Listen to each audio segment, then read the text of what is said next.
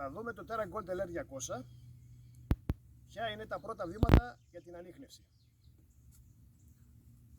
Ξεκινάμε, καθόμαστε χαλαρά,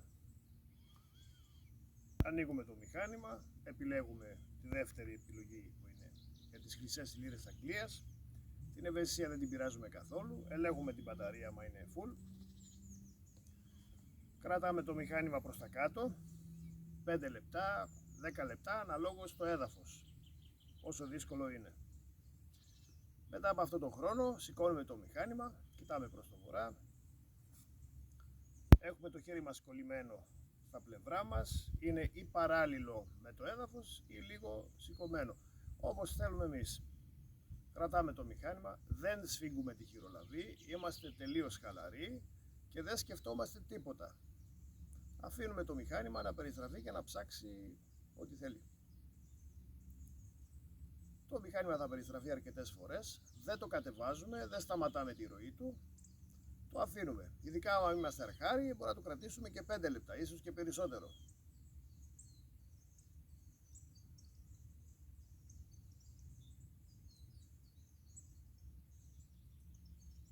Το μηχάνημα κάνει τις περιστροφές του και μας δείχνει μέχρι στιγμής 2 σημεία που έχει κλειδώσει.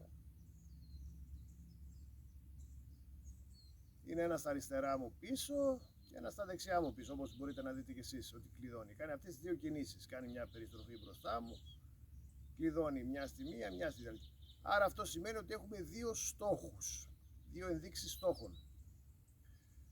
Κρατάμε το μηχάνημα, κάνουμε την πρώτη επιβεβαίωση, πατάμε μια φορά το συν της ευαισθησίας και πηγαίνει στο δεύτερο πορτοκαλί. Τώρα θα κάνουμε την πρώτη επιβεβαίωση διαχωρισμού. Κρατάμε πάλι το μηχάνημα προς το βορρά και το αφήνουμε να ψάξει.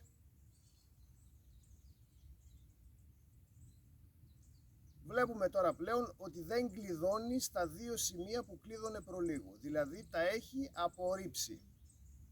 Δεν τα βλέπει καν. Γυρνάει γύρω γύρω χωρίς λόγο.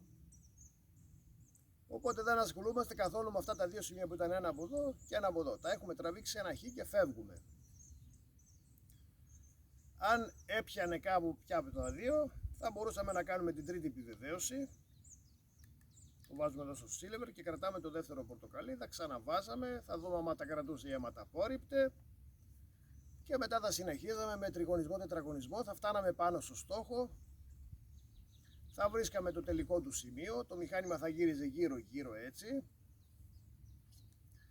Πάλι θα βγαίναμε πιο πίσω, θα το βάζαμε όπως είχαμε πρωτοξεκινήσει στο πρώτο πορτοκαλί και δεύτερη επιλογή για χρυσές λίρες.